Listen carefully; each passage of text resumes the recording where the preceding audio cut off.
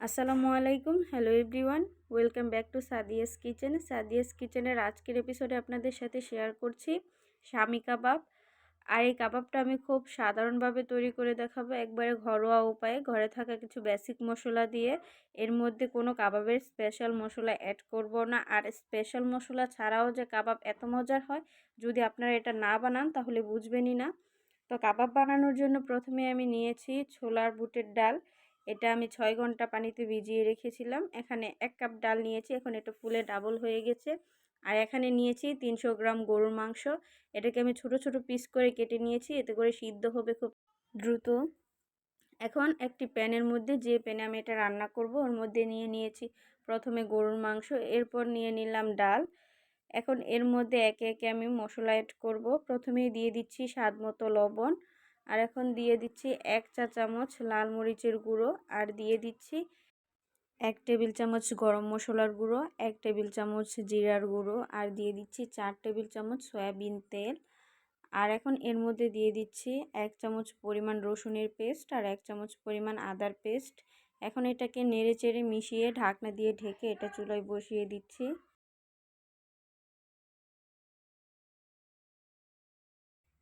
এখন এটাকে জাল করে নিচ্ছি। তো 5 মিনিট জাল করার পর আমি আবার ঢাকনাটা উঠিয়ে নিয়েছি। তো ঢাকনাটা উঠিয়ে দেখতে পেলাম যে মোটামুটি প্রায় অনেকটাই পানি বের হয়ে এসেছে। এখন এই পানিতেই বুট আর মাংসটাকে কষিয়ে নিতে হবে, আর এখানে কোনো পানি অ্যাড করার দরকার নেই। আর এই তো আমি এই পানিতেই বুট আর মাংসটা কষিয়ে নিয়েছি। এখন এর মধ্যে আবার পানি অ্যাড করে আমি এটা সিদ্ধ করে নেব, যেন বুট আর মাংসটা খুব সফট হয়ে আসে, হাত দিলেই গলে যায়।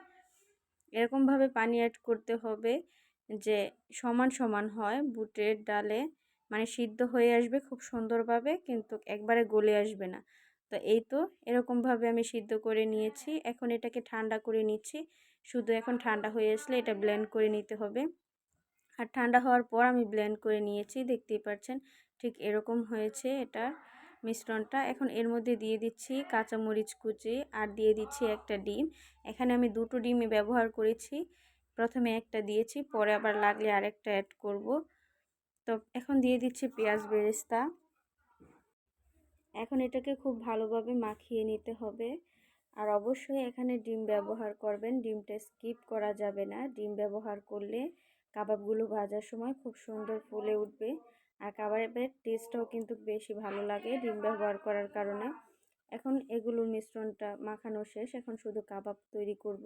তো আমি হাতগুলো খুব ভালোভাবে ক্লিন করে নিয়েছি, হাতের মধ্যে একটু তেল মাখিয়ে নিয়ে গোল করে চাপ দিলেই হয়ে গেল কাবাব।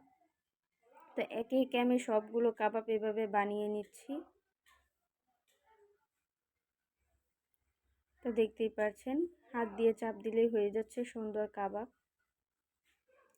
এখন এই তো সবগুলো কাবাব আমি বানিয়ে নিয়েছি। এখন আপনাদের দেখাবো সংরক্ষণ পদ্ধতি। এই তো নিয়েছি, সবগুলো কাবাব বানানো শেষ। এখন এরকম একটা এয়ারটায়ার বক্স নিয়ে নিয়েছি, এর মধ্যে দিয়ে দিচ্ছি, বক্সের ভিতরে একটা কিচেন টিস্যু দিয়ে দিচ্ছি, এর উপর কাবাবগুলো রাখবো।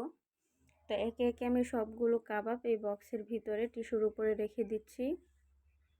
এভাবে সংরক্ষণ করে আপনারা 6 মাস পর্যন্ত সংরক্ষণ করতে পারবেন। এখন আরও একটা টিস্যু দিয়ে দিলাম এর উপরে লেয়ারটা দেওয়ার জন্য, উপরেও আমি কিছু কাবাব রাখছি।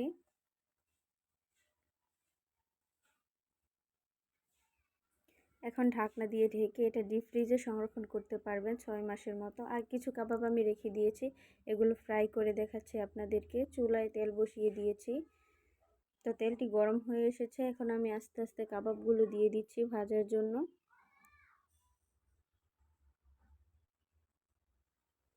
আর কিছুক্ষণের মধ্যেই তেলটা একবারে বলক এসে কাবাবগুলো ভেসে উপরে উঠে আসবে, অনেকটা ফুলে উঠবে। তখন এটাকে উল্টে পাল্টে 2 পিঠ খুব ভালোভাবে ভেজে নিতে হবে।